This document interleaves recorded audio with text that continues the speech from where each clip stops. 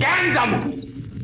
বুঝা আমারে এমন কোমল দেশটা ছাইড়া, আমার নদী পদ্মারি ছাইড়া আমি জামু কেন? যাইবা খাইবার লাইগা, এই শেষ সুযোগ, এখনো শরণার্থী হ।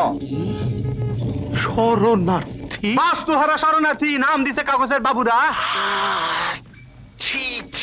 জেলায় জেলায় বিভেদ, একেও যদি আমরা টিকিয়ে না রাখতে পারি তাহলে আমাদের রইলটা কি? আমরা নিচু জাতির মানুষ বাবা, এক্ষুনি কি হয়েছে দাদা? একটি বাগদি বউ মরছে। আমার মা। বাগদি বউ রে মা! কলকাতা পাঠায় দেন, গায়ে রাখবেন না, এই জাতের ছেলে তো। সরে বস, সরে বস, সরে বস, সরে বস। হাতে জায়গা থাকতে ঘাড়ে উপরে পড়ছে, সরে বস। কেন সরব কেন? এর মুখে মুখে কথা দেখলেন তোমার সে কারবারটা? এ তো রোজগার ব্যাপার দাদা। আরো কি জানেন? আমি, আপনি, মানে আমরা এই নিয়ে কেউ মাথা ঘামাই একটুও না। তো ডেলি ইজ এ প্রবলেম। সুদর্শন দত্ত। কি বললে? দত্ত?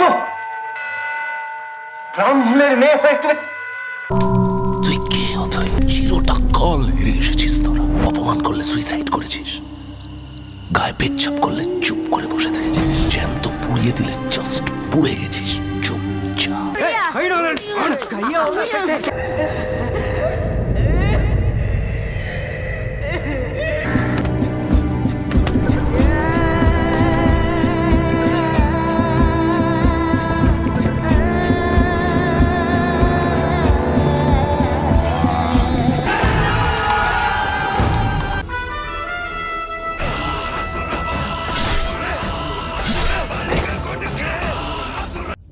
ஊரோட அழிவுதான் இந்த கதையோட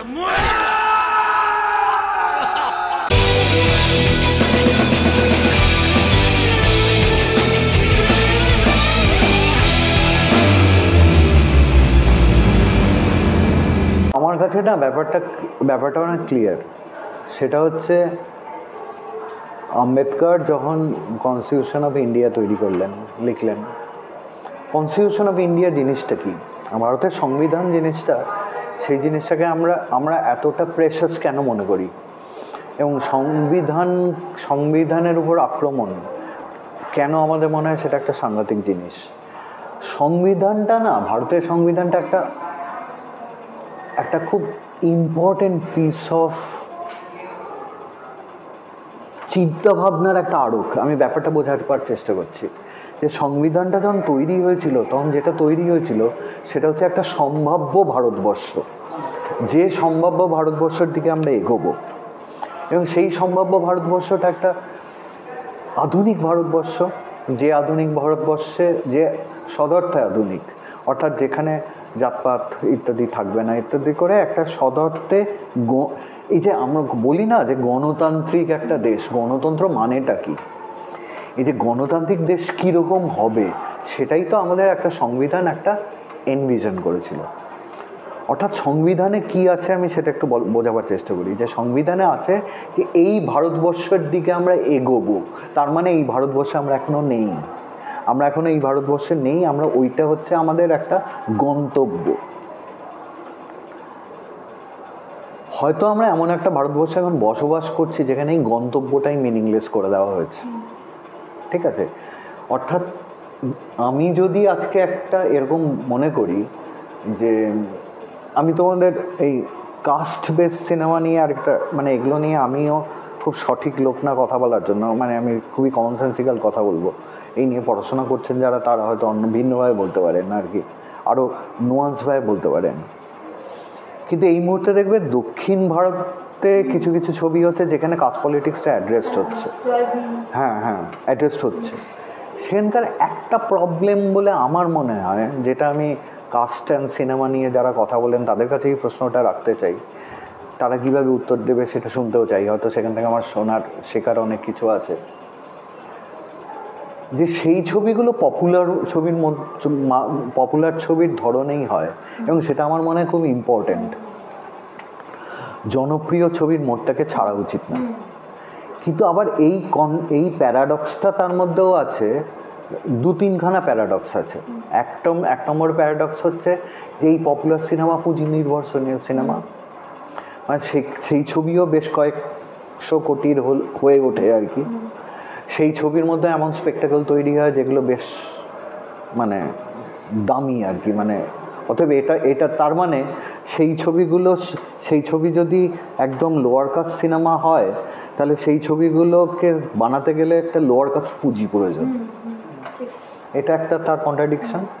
আরেকটা কন্ট্রাডিকশন হচ্ছে সেই ছবিগুলো তো এগুলো নিয়েও নানা এরকমভাবে কথা বলা যায়, এবং এটা নিয়ে অনেক প্রত্যুত্তর আছে যেগুলো আমারও জানা, যে এই ছবিগুলো সাংঘাতিক ম্যাসকুলিন।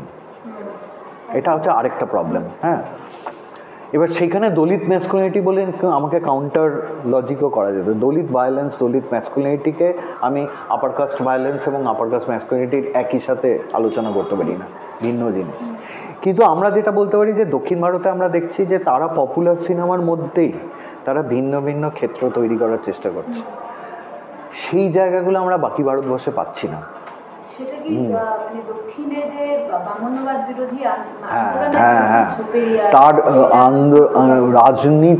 রাজনীতিটা ওখানে অনেক জোরালো, এবং ওইখানকার ওই রাজনীতিটা সদর্থে জনপ্রিয়, পপুলার পলিটিক্সের মধ্যে পড়ে, যে জন্য এটা হচ্ছে। বাকি ভারতবর্ষের মুশকিলটা হবে যেটা হচ্ছে ওই প্রবলেমটা, যে দেখা যাবে যে আপার কাস্ট ডিসকোর্স পপুলার ছবি দিয়ে ফাংশন করছে, কিন্তু লোয়ার কাস্ট ডিসকোর্স পপুলার ছবিটাকে পাচ্ছে না। লোয়ার কাস্ট ডিসকোর্স যদি আর্ট সিনেমা দিয়ে ফাংশন করে, এটা আমার ব্যক্তিগত মতামত, মানে আমি বলছি না সেই রকম ছবি করা উচিত না, সবসময় করা উচিত, সবসময় চেষ্টা চালিয়ে যাওয়া উচিত, কিন্তু সেটার না একটা অবধারিত তার একটা মানে ব্যর্থতা আসবে।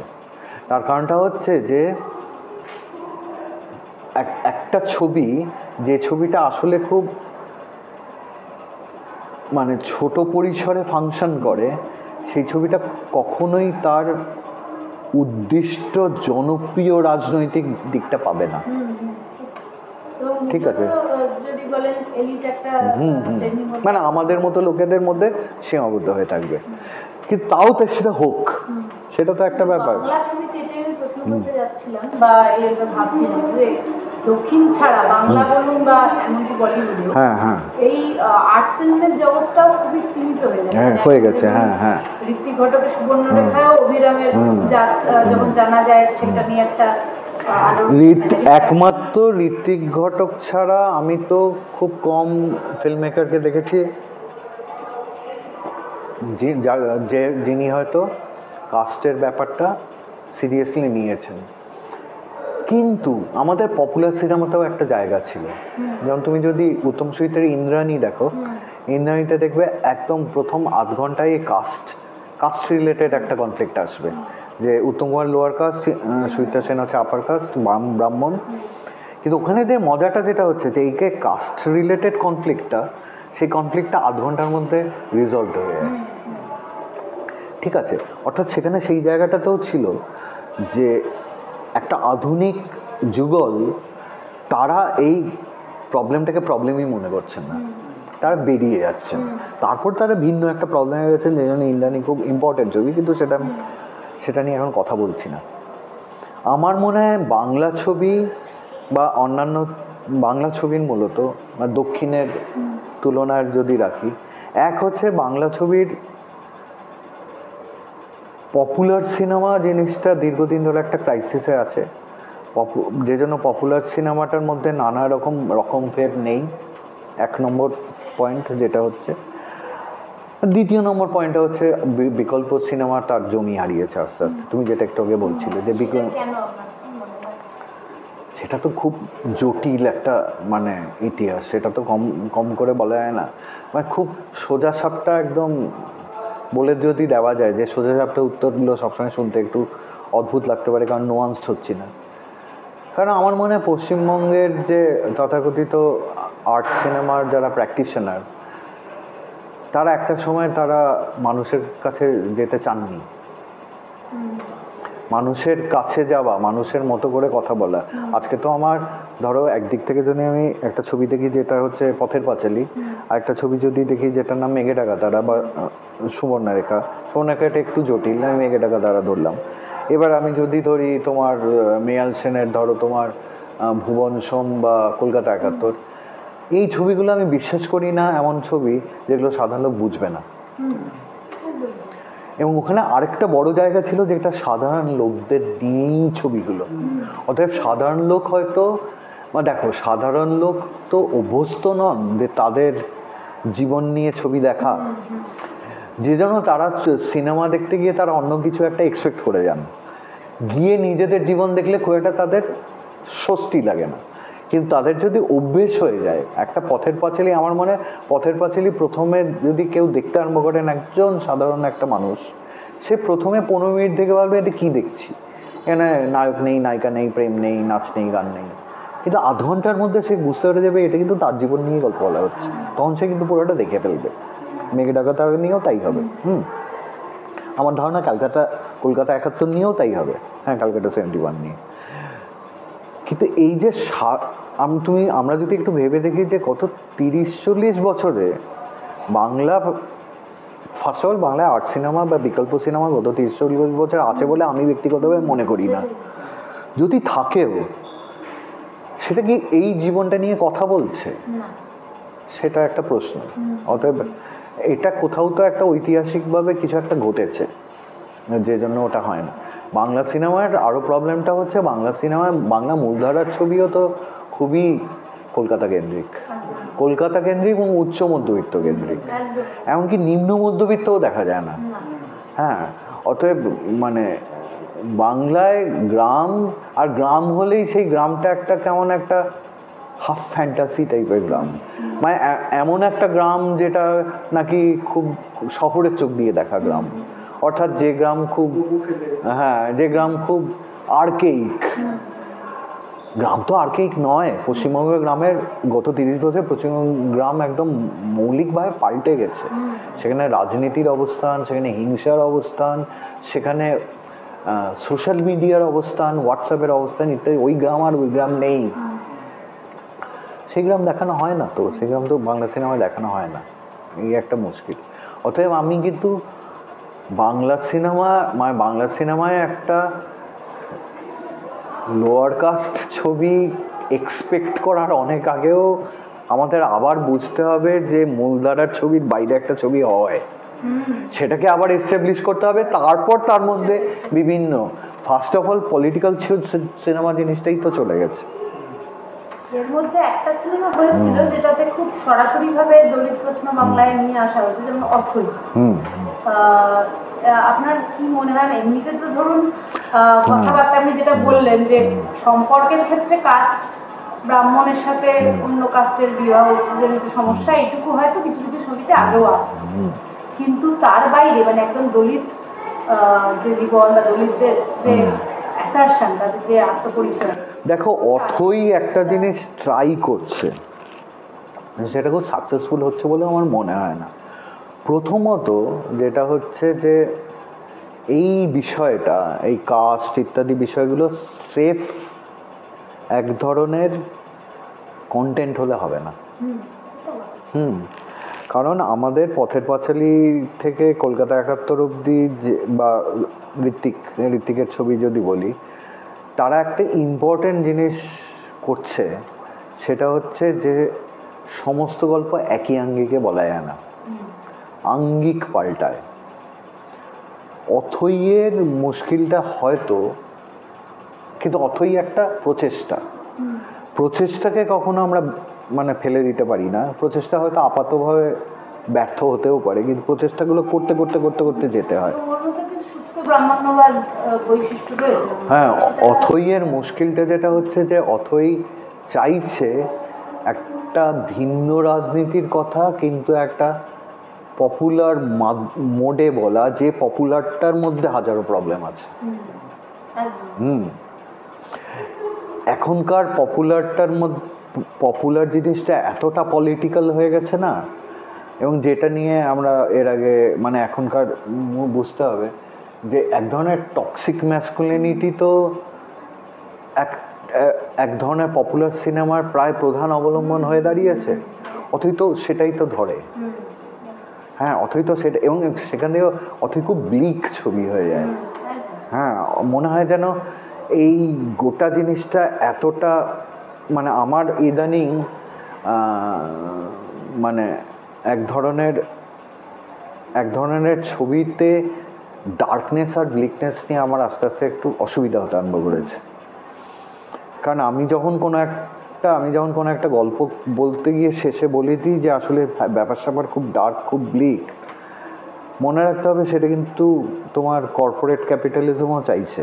কর্পোরেট ক্যাপিটালিজমও চাইছে যে তোমার সামনে কোনো আশা নেই, অন্য কোনো পথ নেই, অন্য কোনো দিন নেই, তুমি এটা মেনে নাও। অতএব ভিন্ন ছবিকে কিন্তু সেই একই কথা বললে চলবে না। একটা সময় ভিন্ন ছবির ক্ষেত্রে ডার্ক অ্যান্ড ব্লিক হওয়াটা তার একটা পন্থা ছিল, কারণ তখন যেটা হতো, তখন মূলধারার ছবি একটা খুব রঙিন পিলব মেক বিলিভ ওয়ার্ল্ড দিত, কিন্তু এখন তো মূলধারার ছবি খুব ডার্ক অ্যান্ড ব্লিক ওয়ার্ল্ড তৈরি করছে। মূলধারা যদি ডার্ক অ্যান্ড ব্লিক ওয়ার্ল্ড তৈরি করে, আমি একটা অল্টারনেটিভ ছবিতে সেই ওই মোডটা তৈরি করলে মুশকিল হয়ে যাবে। আর আরেকটা যেটা বললেন একটু আগে, দলিত ম্যাসকুলিনিটির কথা, যদি দলিত আন্দোলনের প্রেক্ষাপট দেখি, সেখানে দলিত ফেমিনিজমই কিন্তু চিরকাল চর্চিত হয়েছে, পেরিয়ারের হাত ধরে, আম্বেদকরের হাত ধরে, প্রত্যেকের। আমি দলিত ম্যাসকুলিনিটিটাকে নিয়ে অত সহজে, মানে আমি ওই জন্য বলছি যে আপার কাস্ট ম্যাসকুলিনিটিকে আমি যেভাবে পর্দায় দেখব, সেই পর্দায় আজকে যদি একটা কার্নান বা ধনুষের যে অসুরান, কার্নান, এই টাইপের ছবি দেখি, আমি একইভাবে দুটো বিচার করতে পারি না। তার কারণটা হচ্ছে, মনে রাখতে হবে যে একজন দলিত মানুষের এবং একজন দলিত পুরুষ মানুষের আর কি, তার কিন্তু প্রজন্মগত অভিজ্ঞতা হচ্ছে ভায়োলেন্সের সম্মুখীন হওয়া। That's true to Dalit women also. কিন্তু সেই দলিত পুরুষ যখন এবার উল্টে প্রত্যাঘাত করছে, সেই প্রত্যাঘাতের কিন্তু একটা ভিন্ন একটা মিনিং আছে। হ্যাঁ, সেই মিনিং আছে। এইবার ব্যাপারটা হচ্ছে খুব সাটেল। সেটা হচ্ছে এই প্রত্যাঘাতটা যতটা না একটা ঐতিহাসিক ফ্যান্টাসি বলতে পারি। ধরা যাক যে আমার একজন দলিত মানুষ আছেন, ধরে নিচ্ছি আমি, যে সে জানে যে তার বাবা অপমানিত হয়েছিল, সে তো অপমানিত হয়েছেই, তার বাবা অপমানিত হয়েছে, তার ঠাকুরদা অপমানিত হয়েছে, তার হয়তো পরিবারে গল্প আছে যে অপমানগুলো কত ভয়ঙ্কর হতে পারে। এবার সেই এন্টায়ারলি প্রজন্মগত স্মৃতিটা নিয়ে সে বাঁচে। এবার সে যখন পর্দায় দেখছে যে তার মতো একটা মানুষ গিয়ে উল্টে মারছে আর কি, সেটার মধ্যে কিন্তু একটা ঐতিহাসিক ফ্যান্টাসি কাজ করছে, যেটার একটা মূল্য আছে। এইবার সামান্য তফাৎটা হয়ে যাচ্ছে কখন, যখন সেই প্রত্যাঘাতটা স্পেকটাকেল হয়ে যাচ্ছে, যে এই মুহূর্তে সেটা স্পেকটাকেলের ফর্ম নেয়। স্পেকটাকেল তো তোমার অ্যানিমেলেও আছে, ওইখানেই কিন্তু তখন সবকটা আবার হোমোজিনিয়াস হয়ে যায়। হ্যাঁ, যেখানে মূলত একটা সাংঘাতিক স্পেকটাকেল দেখছি, যেখানে সে আর কিন্তু লোয়ার কাস্ট নেই, সে এখন সুপারম্যান হয়ে গেছে। হ্যাঁ, এরকম। আমি একই সাথে ওটা বলছি যে দলিত মহিলাদের তাদের ভায়োলেন্সের গল্প, তাদেরও প্রত্যাঘাতের গল্প। হ্যাঁ, কিন্তু আমার ধারণা, মানে আমি অতটা খবর রাখি না, কিন্তু আমি শিওর, দেখো দক্ষিণের ছবিতে সেরকম ইনস্ট্যান্সও অনেক পাবে। হ্যাঁ হ্যাঁ, এখানে কতগুলো ব্যাপার আছে জানো তো। ভায়োলেন্স, যারা আমাদের বুর্জোয়া লিবারেল মাইন্ড ভদ্রলোক, অর্থাৎ তারা ভায়োলেন্স জিনিসটাকে এতটাই পপ কালচার, লো কালচার, তথাকথিত কোট অ্যান্ড কোট ছোট লোকের কালচারের ব্যাপার মনে করি, ভায়োলেন্স যে রিপ্রেজেন্টেশনে ভায়োলেন্সের যে একটা অর্থ আছে সেটা ভুলে যাই। অতএব যে ছবিটা হয়তো তথাকথিত আর্ট ফিল্ম বা অন্য ধারার ছবি, সে কিন্তু ওই রেজ বা ভায়োলেন্সকে একটা অসুরান বা কার্নানের মতো করে আর্টিকুলেটই করতে পারবে না, চাইবেই না বলে। তার কিন্তু মনে রাখতে হবে যে ওইটারও একটা জায়গা আছে। হ্যাঁ, অতএব এইখানে একটা পুরো রিকনফিগার্ড পলিটিক্যাল সিনেমা আমাদের ভাবতে হবে, যেটা দক্ষিণে কিছুটা হয়েছে। দক্ষিণে অনেক জায়গায় আমরা আলট্রা লেফট ছবির কথাও জানি, যেটা পুরোপুরি পপুলার মোডে করা। অতএব ওরা যেটা করছে, ওরা বলছে যে ঠিক আছে, সিনেমা যারই যে রকম রাজনীতিরই ভেহিকেল হোক না কেন, সিনেমা যে এসেন্সিয়ালি পপুলার সেটা তারা ছাড়তে চাইবে না। আবার তারা এটাও বলছে না যে তথাকথিত নন পপুলার ছবি হবে না, কিন্তু তাদের কাছে যে তারা যেহেতু রাজনীতি পপুলার পলিটিক্সটার খুব ওখানে জোরালো, তো ওরা তাই জন্য কখনোই চাইবে না যে এক ধরনের রাজনৈতিক আর্টিকুলেশন সেটা শুধু একটা ক্ষেত্রে হবে, সংস্কারমূলক জায়গায় সীমাবদ্ধ থাকবে। সে চাইবে জনপ্রিয় রাজনীতিতেও হোক, অর্থাৎ সে কিন্তু রিস্ক নেওয়ার চেষ্টা করবে ইত্যাদি। এইগুলো আমাদের বেঙ্গলের অবস্থা খুব খারাপ। হ্যাঁ, বেঙ্গলের রাজনীতির অবস্থা খুব খারাপ, রাজনৈতিক বোধের অবস্থা খুব খারাপ, এবং যথাযথ সিনেমার অবস্থা তো খুবই খারাপ। কোন সিনেমা যে হওয়া উচিত, কোন সিনেমা যে হতে পারে, কোন সিনেমা আমাদের ছিল, এবং সেই যে সিনেমা ছিল সেই সিনেমার সেই স্থানগুলোকে আমরা পুনরুদ্ধার করব কি করে, এই নিয়ে ভাবনা চিন্তা এতটাই গোলমেলে হয়ে গেছে যে সেগুলো আর মানে সেগুলো আমরা যদি আমি সেই ধরনের কথা বলা বন্ধ করে দিয়েছি, কারণ এখন লোকেজনে বলবে যে সেই নিয়ে কথা তারাই বলে যারা ছবি বানায় না। হ্যাঁ, তাদের বলে লাভটা কি, এটাই একটা ব্যাপার।